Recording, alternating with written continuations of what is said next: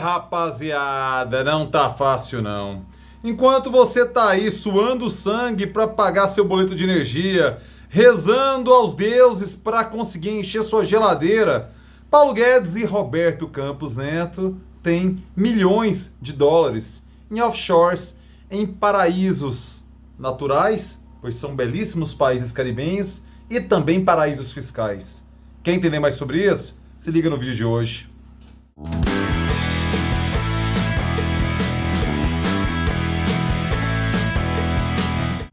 Fala aí, rapaziada! Tudo beleza? Bora gravar o vídeo de hoje, segunda-feira, dia 4 de outubro de 2021. Começo pedindo para que você se inscreva aqui no canal, ative as notificações, sininho na fita. É vídeo novo todo dia, então como tem vídeo novo todo dia, notificações, inscrição. Muito obrigado a todos vocês inscritos, cara, estamos crescendo. Ótimo, ótimo, ótimo. Agradeço de coração o engajamento de todos vocês, cara, no trabalho que faço aqui no YouTube. Pô, uma honra, uma alegria. Nunca me canso de agradecer a companhia fiel de vocês aqui no YouTube. Muitíssimo obrigado. Bora começar a primeira segunda de outubro com essa notícia revelada ontem pela revista Piauí, pelo jornal É o País, pelo portal Metrópolis, pelo site Poder 360.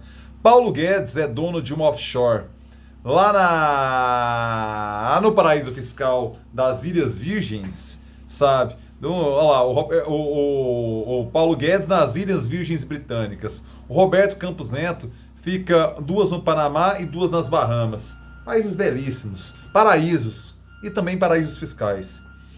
Vamos compreender. Esse escândalo está incluso naquele Panama Papers, onde autoridades públicas, celebridades, empresários destinam parte do seu patrimônio para esses paraísos fiscais, que a tributação é muito mais vantajosa e, além disso, tem pouca fiscalização sobre a origem do dinheiro.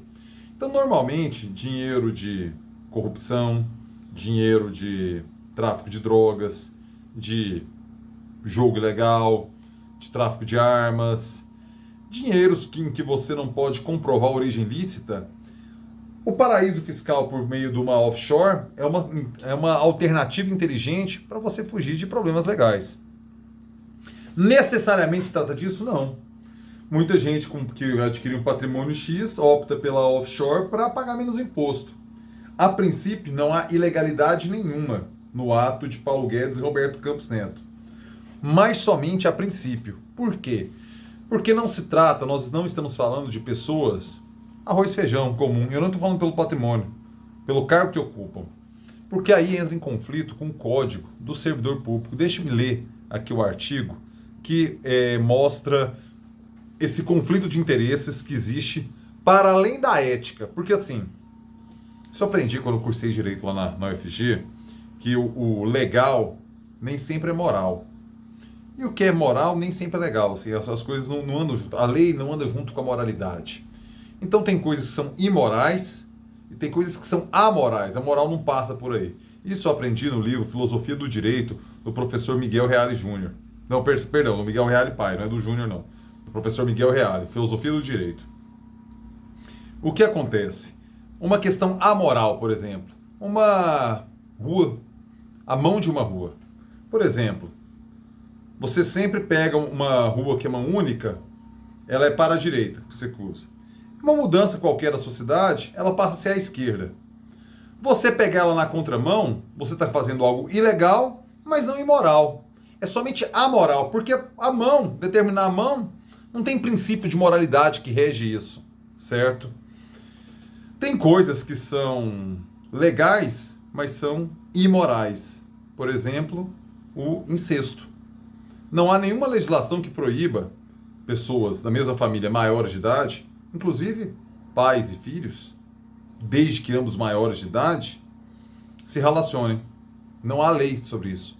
Mas é profundamente imoral segundo a nossa construção cultural. Compreendem a diferença entre moralidade e legalidade? Aqui, na perspectiva moral, é evidente que Paulo Guedes e Roberto Campos Neto estão cometendo atos imorais, não amorais. Mas também talvez ilegais. Porque eu leio agora para você o artigo 5º do Código de Conduta da Alta Administração Federal. Uma legislação que está em vigor desde o ano 2000 do ano 00, e ela proíbe funcionários de alto escalão de manter aplicações financeiras no Brasil ou no exterior, passíveis de ser afetadas por políticas governamentais. A proibição não se refere a toda e qualquer política oficial, mas apenas àquelas sobre as quais a autoridade pública tem informações privilegiadas em razão do cargo e da função.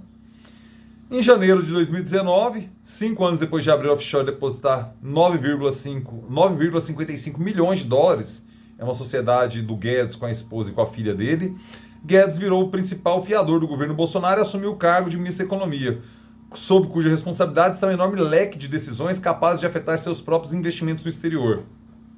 Por exemplo, a desvalorização do real enriqueceu muito Paulo Guedes nessa história. Como ele tem seu patrimônio alocado, parte alocado em dólar, quase 10 milhões de dólares, alocado no exterior em dólar, quando o real se desvaloriza, ele fica mais rico em real. Você entende essa jogada cambial?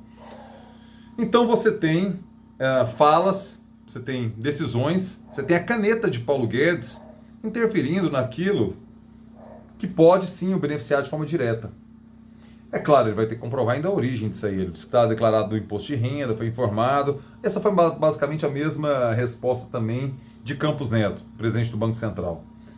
A questão é que, sob a perspectiva moral, é completamente indefensável isso que eles estão fazendo. Primeiro, uma autoridade pública que não topa pagar imposto no país em que ele coordena a economia já mostra um desvio de prática, de teoria e prática, que gera um fator complicador na interpretação da realidade social brasileira. Paulo Guedes, a gente sabe, né? Aquela arrogância, a arrogância aliada à incompetência, a prepotência aliada à falta de resultado efetivo desses quase 3 anos de administração Paulo Guedes. Veja você, outubro começou, 2 anos e 10 meses que a política econômica do país está sob a batuta de Paulo Guedes. Melhorou para você? Para ele melhorou. Bons milhões de reais por conta da desvalorização do real perante o dólar. Como é que tá aí seu boleto aí? Como é que tá para encher o tanque? Como é que tá para fazer o churrasquinho? Como é que tá para comprar cervejinha? Tá caro, né, meu filho? Para Paulo Guedes deu uma melhorada. E eu não tô falando do salário. Você vê que o salário para ele é irrelevante perante o que ele pode ganhar, tendo acesso às informações que tem e implementando as políticas que implementa para o próprio patrimônio. E isso, não estou falando que aconteceu, mas vai ter que ser investigado. A gente tem outras complicações em relação a isso também. A gente observa que é um problema mundial. Autoridades de vários países, e sempre países de uma frouxidão legal, que gera uma frouxidão também moral, foram pegos nessa história aí. Celebridades, outras figuras da política brasileira, inclusive donos da Prevent Senior, esse escândalo do Panama Papers revelou que eles tinham patrimônio ali também, da Prevent Senior, sim. A Transparência Internacional, o diretor executivo da Transparência Internacional, o economista Bruno Brandão, afirmou que é um caso muito grave o fato do Paulo Guedes ter mantido em funcionamento uma empresa offshore desde que assumiu o cargo.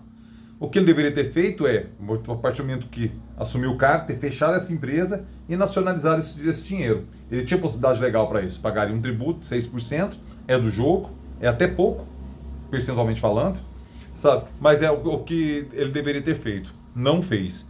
Diz que está declarado, diz que a Comissão de Ética da Alta Administração reconheceu a normalidade disso e as decisões recentes da Comissão de Ética estão sendo colocadas em xeque pela perspectiva da transparência. O fato é que a coisa não cheira bem. Isso vai ter alguma consequência política para Paulo Guedes? Para Campos Neto? Bom, para Campos Neto talvez legal, talvez judicial.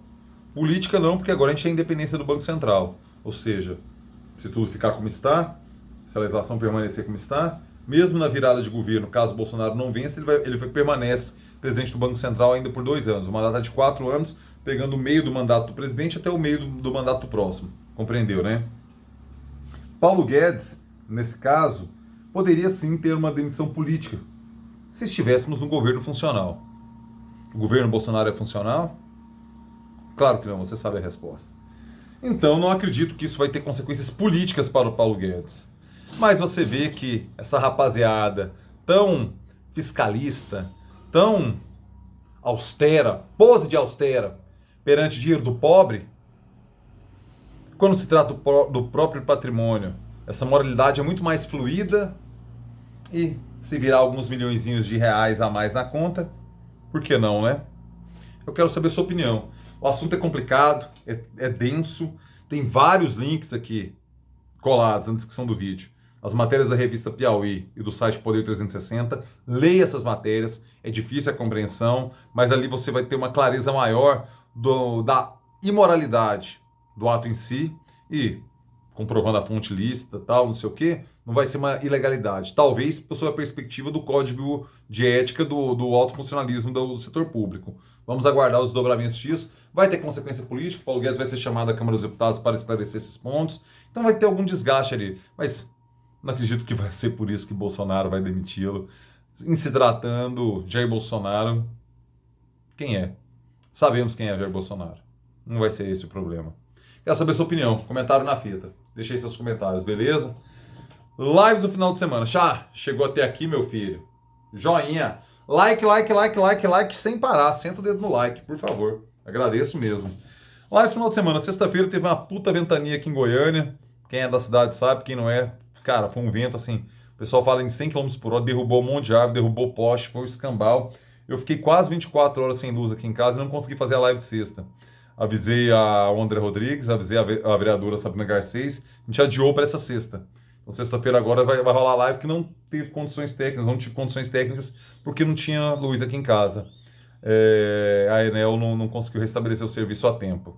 Sabadão teve a clássica etílica Morgue Costa com uma história sensacional, beirando o sobrenatural. Assistam lá e depois deixem no comentário, se não viu ainda. A história é ótima do sobrenatural. Como você reage ao sobrenatural? Com violência ou com medo? Essa é a pergunta. E tem histórias boas lá. Você vai se divertir. Rapaziada, excelente semaninha, ótima segunda. Eu termino com clássico. É nóis.